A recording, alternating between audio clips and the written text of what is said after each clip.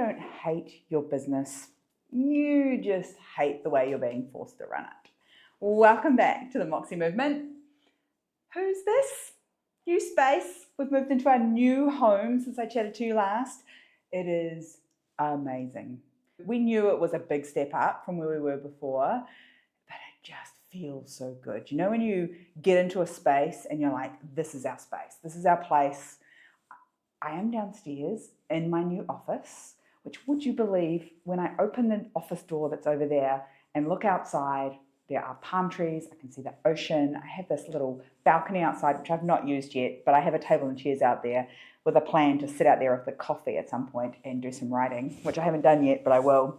And the pool is getting really well used and the sunsets are incredible. Last weekend went from hammock to sunbed to in the pool with my book to another sunbed, back to the hammock, back into the pool, and finished a whole book. And this is a great reminder just how much your environment impacts how you're showing up. This has been a really good shift for us. You don't have to be that drastic, but taking time to get out of the environment that you're in on a regular basis is a really great way to shake things up. Last year on our retreat, we talked about how hard it is sometimes to shift our mindset, but that environment feeds into that. And loads of the women went home and the very next week built themselves a space to run their business from, because previously they were doing it in the corner of their kids' playroom or in their bedroom or at the kitchen table. And I was like, no, you have to own a space that's just for you and your business. You enjoy going in there. It feels like a sanctuary, and it's a game changer for people. When things are getting a little bit hard, changing that environment is really important. We are getting together to do exactly that with all of the women inside the Moxie Business Advantage and the Done by Three Club at the start of November, because taking them out of life where the kids and the partners and business is all noisy all the time and bringing them into another space that's just for them, oceanside, great food, great people, and making sure that they've got space and time to get clear on what 2026 is going to bring is exactly what we're doing. We are leading into that because environment matters. Who's in that environment matters, how it feels matters, and it is going to change everything for you, even when you're feeling a bit stuck. If you're thinking that this last year has been noisy as all hell and it's been hard in your business, you are not alone. Moving house has also come at a really good time for me. 7 years ago, we exited what was the single worst business experience of my life. And I've been around the block a little bit. We've had a few different businesses. This particular one, Johnny and I did with my parents, and it did not go well and it did not end well. We were in this particular business venture for 5 years and it ended badly on 10:28 p.m. on the 31st of August, 7 years ago. For me, August is a healing time from a experience that I felt really betrayed. I felt quite abandoned by people and my ego got hurt because I thought I was smarter than I behaved in this environment.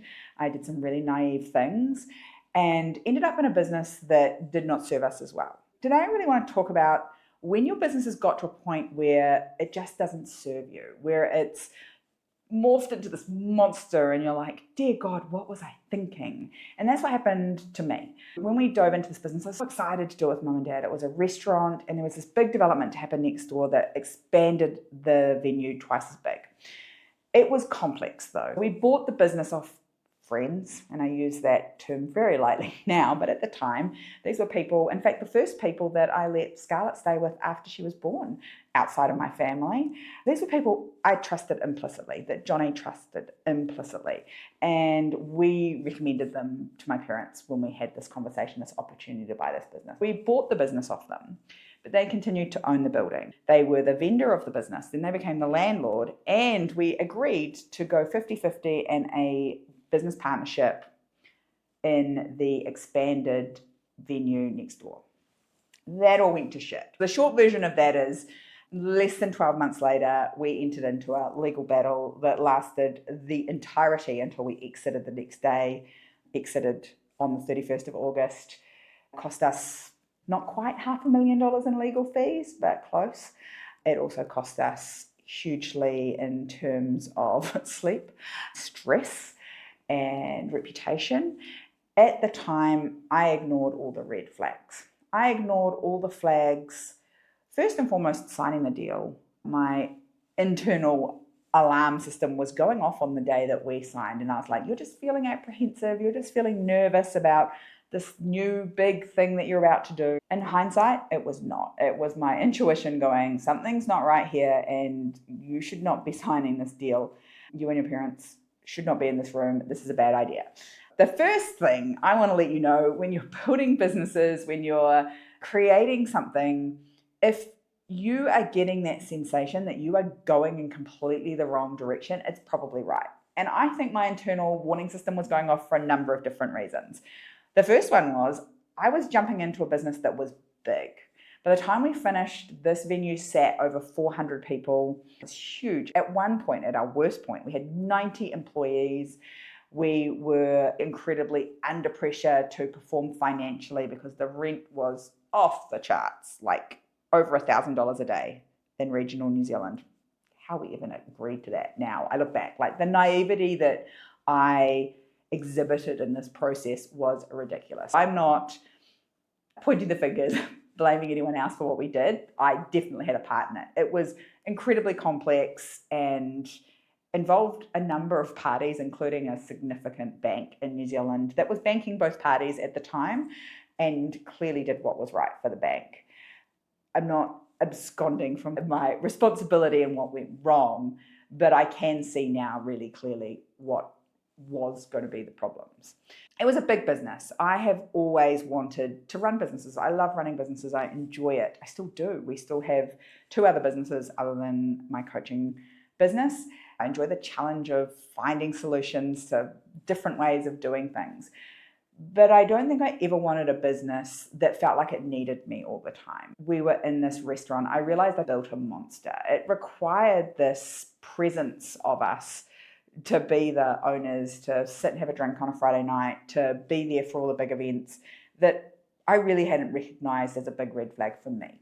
This is a business that had way more employees at the start there, 10 times more employees than I'd ever had. And I was not equipped with the leadership skills to do it. Going from a small, tight-knit team of 9, where you're talking to everybody, if not every week, often every day, to a team of 90, where there are layers of leadership, was a huge learning curve. And that size business was different than the small, cute business by comparison that we'd been running. I ended up with lots of employees. I ended up with a management team, which meant I had to teach people how to manage people because no one's taught how to do that. They just get promoted to restaurant manager or bar manager or head chef with 0 people skills just because they've been doing it for a long time. And this is really common across every industry, not just hospitality. We see it in the tourism industry. I've seen it in retail. I've seen it in service businesses.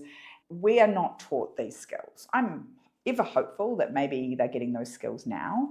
But I haven't seen enough change in the education system to convince me that our children are being taught how to communicate well, face-to-face, online, in writing, in a way that allows them to then step up and lead people. And I didn't have the skills either. I built a team that was way too big for my skills to handle. I also had a business that was very money hungry. Just to break even, it had to bring in $10,000 a day minimum. And that's a lot of beer. And that's a lot of fish and chips. Obviously, the restaurant sold more than that. But when you do the math, you really have to hustle all the way through, especially in a seasonal town. Not understanding the ramifications of the hard fixed costs and the way that they ran all the way through the year before getting into the business was something that led to me being with this business that was a monster. It's really easy to get to a place where the business is bigger than you want it to be, more time consuming than you want it to be, more expensive in money, more expensive in energy than you want it to be. And you've always got options. Burn it to the ground, wrap it all up, burn it down, leave. You can sell it. There are things that you're going to need to do to sell it that you have to do to run it anyway. And then the last one for me, and this is my favorite one, is just take the pieces you've got and mold them into something that works for you. And it's really, really important that you know what you want from your business before you build it. I had way more employees than I ever anticipated I would lead. I was missing out on things I didn't want to be missing out on. And honestly, I felt really trapped because we were never going to have a good relationship with our landlord. There was always going to be these legal threats hanging over our head, and we just couldn't see an easy way through it. As a family, we decided we were going to get out, we were going to sell it, and once we'd made that decision and put it on the market, it felt much lighter. The challenge for us had been that landlords always get the final say. If you are renting a space and you don't have a good relationship with your landlord, it is not going to be easy for you to sell. We thought that they would be very keen to get rid of us, sign us away, so they didn't have to deal with us as tenants anymore, because clearly they felt a bit the same way about us as we did about them. We didn't love the relationship. But that was not the case. They made it incredibly hard for us to sell to anyone. In the end, the bank said, well, we're done, you're done, we're pulling the plug as at the 31st of August. If you won't sign it over to somebody else, then you need to buy it back, because clearly you have a problem with the way these guys are running it, you have a problem with someone else buying it, so you buy it back. What will you buy it back for? Because we are not going forward anymore with the lending that we have for these guys, and that means no more rent paid to you after the 31st of August. So we can either back a truck up and strip the place, or you can buy it. Those are your options. A negotiator came in to do all of that. He was incredible. David was a lifesaver for me, because by that point I didn't know which way was up. I questioned everything I was doing, and he was just a breath of fresh air. We'd had some not great legal support up until that point. That's why it cost us so much money. And to have this lawyer come in the last, I guess David was involved for the last 90 days of this relationship, and also a negotiator that came in who was fabulous to be on the ground and have conversations with people, saved me. We negotiated our way out of it. It wasn't pretty. It was very messy. It was very down to the wire. It really negatively impacted particularly our employees that we had at the time. And because I was so tied up in NDAs and what I was allowed to say and not allowed to say with the bank and the new owners, it was really uncomfortable for them, which I regret. I look back now, and older, wiser, probably a little bit stroppier Sarah should have said, well, no, actually, we're not leaving them in limbo. We're going to fill them in on what's going on. We're going to let them know that these are the two options. But eventually we got out. They all got paid. All the bills got paid. And we walked away. Not a great way to sell a business. Do not recommend. But you can sell businesses. We've sold businesses in the past that have gone really, really well. We got into our cruise business by buying it off someone else. Pleasure. Still friends. Still help us out in the business now when we need them. Don't let my bad, awful, horrible, no good, very bad day story ruin you thinking about going into business. It's just thinking about not all businesses sell, and it doesn't matter how good a job you do in due diligence, there will always be things that are hidden that you don't know. And that's not, like, we didn't miss these things because we did a shitty job on due diligence.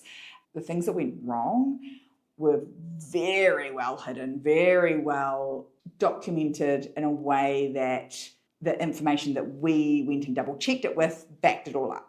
It wasn't until we got into the relationship and into the business that you see so much more and you understand so much more. Again, if you've ever bought a business and you did due diligence and you thought, I missed that, and you beat yourself up because you should have found it in due diligence, let me tell you, it doesn't matter how good your due diligence is, how many lawyers, how many accountants you get involved, how many people you have review stuff. When you get in there on the ground, you will find things that you missed, because it's impossible to see it through the paperwork. Even with the visits that you do to venues, you're not going to see stuff. Do as good a job as you can, and don't beat yourself up if you miss some stuff. That is very, very normal. You've got some options. Burn it down, sell it, or restructure it. The reason that I got into a business that I was forced to run away, that I didn't want to be doing it, was because I didn't stop and think about what was this going to grow into. It was exciting. I was doing it with mum and dad and Johnny. It was food and wine, things I really enjoy. There's a difference between enjoying it and running a business around it. What I never stopped and looked at was, what does this type of business look like in alignment with my life? I didn't stop and go, we have a 6-month-old baby when we started this process. What does this look like for her?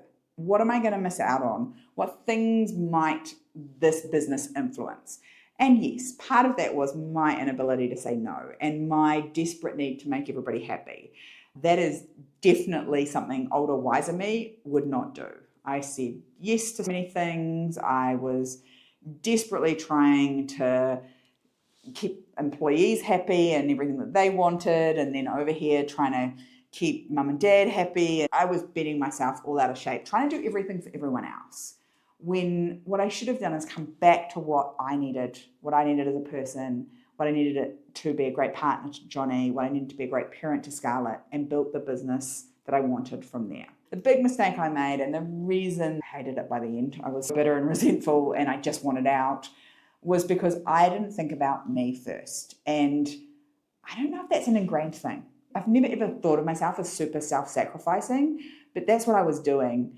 And eventually you get bitter and resentful about it. For me, yes, you could burn the business to the ground, fire everyone, sell everything off, fire sell it. And you see people doing this, particularly if they've got businesses with not a lot of physical assets, and they just go, I burnt my $1 million business to the ground and then they came up again. You can do that. It has big impacts on people. Look, the way we exited the restaurant was awful for lots of people, including me and my family. But if you burn a business to the ground, you impact your employees, your contractors, your customers, your clients, your supply. There are lots of people impacted by it. If that's your only way out, do it. Get out. If that's your only option, I am never going to tell someone not to get out. And I think there are some better ways. And the better ways are to sell it and to mold it around your life. Getting really clear on what you want, what your family needs, and then coming back to your business and going, what do I need to get rid of? What can I delete out of this business that will allow me to have it work around my life better? What do I need to add in that will make this business work better for us and our family and the way that we want things to work? I'm constantly saying inside my programs, pretty much every measure in your business that you see as a result, as a sign of success, is a lag metric. It means it comes as a result of work you've done days ago, weeks ago, months ago, sometimes even years ago before it shows up. And you've forgotten that you've consistently done that work by the time the result shows up. Where you're at today, the results you're in, the moment that you're having right now, is a result of what have you been doing or not doing the last 30 days, 90 days, 180 days, and further before that.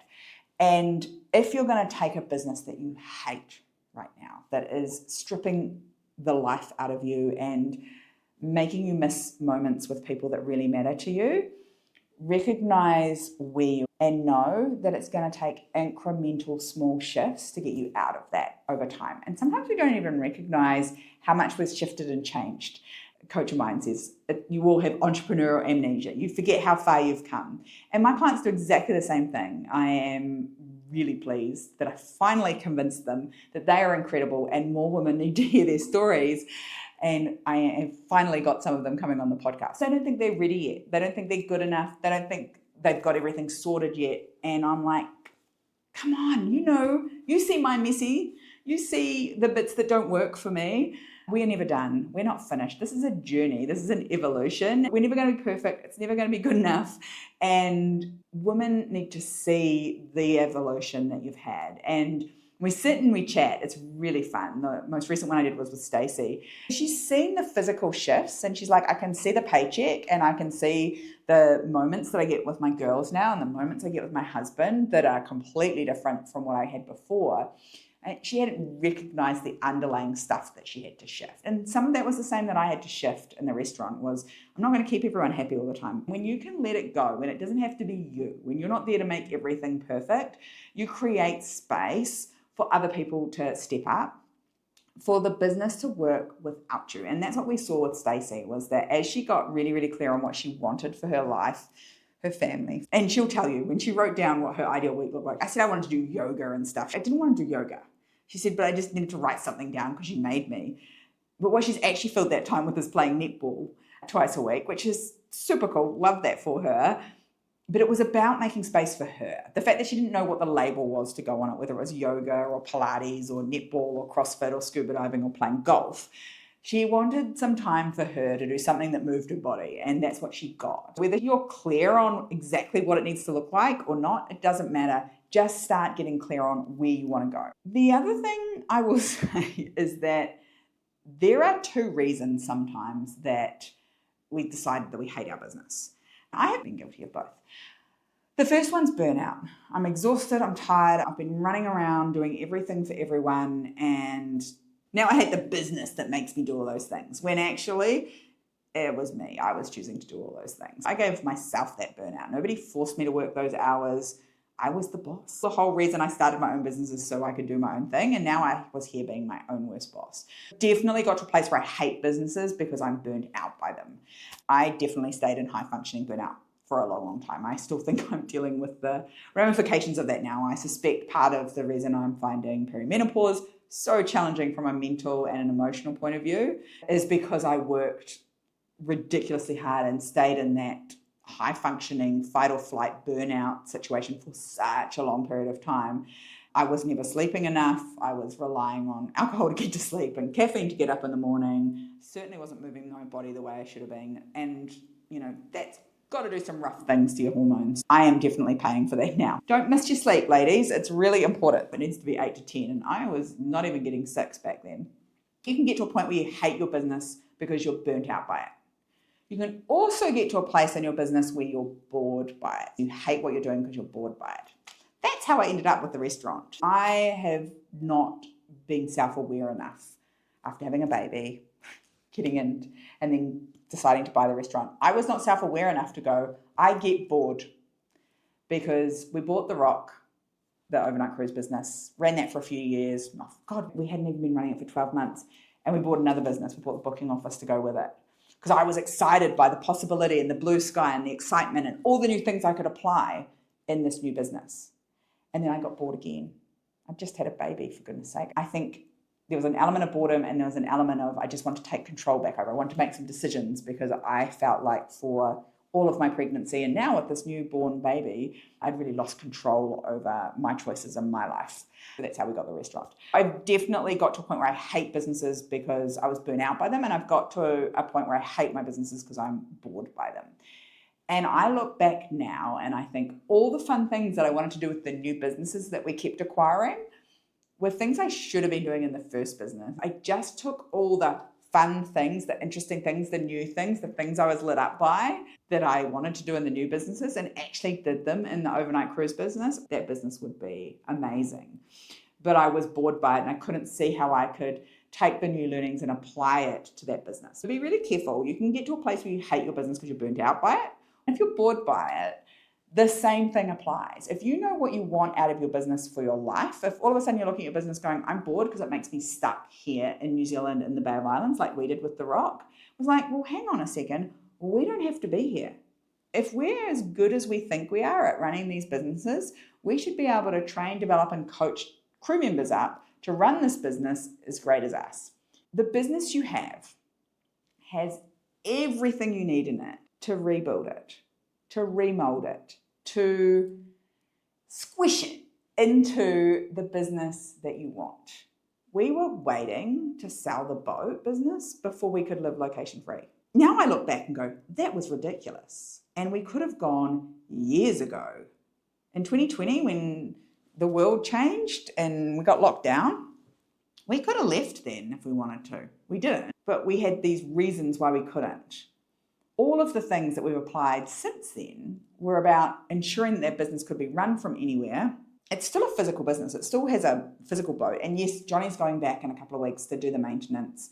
It's a big asset. And boats are like weddings. The moment that you say it's for a boat, they add another zero on the end, Cake, $100, wedding cake, $1,000. It's the same with boats. They stand for break out another $1,000, broken or about to. We talk in boat dollars. Boat dollars is $1,000 at a time. Maintenance get really expensive really fast, and that's one of the things that we still go back and do. It's a really satisfying job because when you bring the boat out, it looks terrible. And by the time you finish, it looks really satisfying. Other than that, we're not needed for anything. physically in New Zealand, which is pretty cool. You can do the same. If I can do it, Johnny can do it with a big old car ferry with a house on top of it, you can do it with your business. If your business isn't giving you what you need financially, then let's have a look at it. Let's dig into the numbers. Let's dig into the model. Let's dig into the pricing as to what's going on so it can give you the financial options. Now, sometimes businesses can't deliver that. And we have to be really, truly honest. There are some business models out there that won't give you the financial freedom that you want. That's when you have to start making harder decisions about, do we carry on, do we burn it down, or do we sell it? That's a decision you can only make once you've had a really good look under the hood at what you've got. There is an element of when you first get into business, and depending on what was going on environmentally for the world, for you, for the economy, for your family, will depend on whether what you built at that time is fit for purpose now. We all have these seasons, these chapters in life. And sometimes what was working for us when the kids were little and toddlers and babies won't work for us when they go to school. That was really clear to us. Once Scarlett got to school, it was like, oh man, these businesses that are really busy when she's on school holidays or when she's off on her weekends probably isn't the right business model for us at this age and stage. We had to look at how did we shift and change our businesses to make sure that we weren't needed in those school holidays, we weren't needed in the weekends. How did we structure our team? How did we structure our office? And that's really helped us always thinking about the business you have today and the business you want to have 10 years in the future. If you can't think that far, 5 years is enough. But you're always building today's business and the future business as well. And you have to be aware of that, both for the business, but also for your life too. What's going on with your family now and in the future? Once you know what you want out of your business, this vehicle for your life should allow you to be profitable and present. And you will have all the pieces you need in your business to do that. You just have to structure them in the right way. For most of the women that I work with, we don't have to change things drastically. We just have to organize the shit out of them. We have to give them a structure. We have to give them some decision filters. We have to give them some behavioral standards. We have to give them some operational standards. But sometimes they've even got some of those. It's just putting it in a way that it's easy for people to find and put in place so they can do what they need to do. And incrementally, we do that over time and everything changes. This is about, one, identifying what do you want out of this business? What is this vehicle doing for you?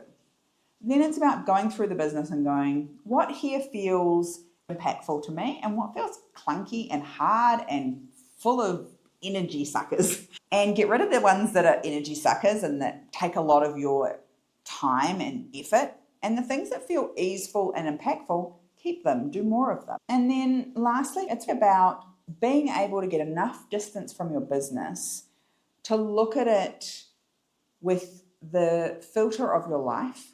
The filters we use are our highest life priorities and what we want them to look like 10 years from now. And go, do we need to tweak it? Do we need to test some new things? Or are there some things here we need to completely tear down?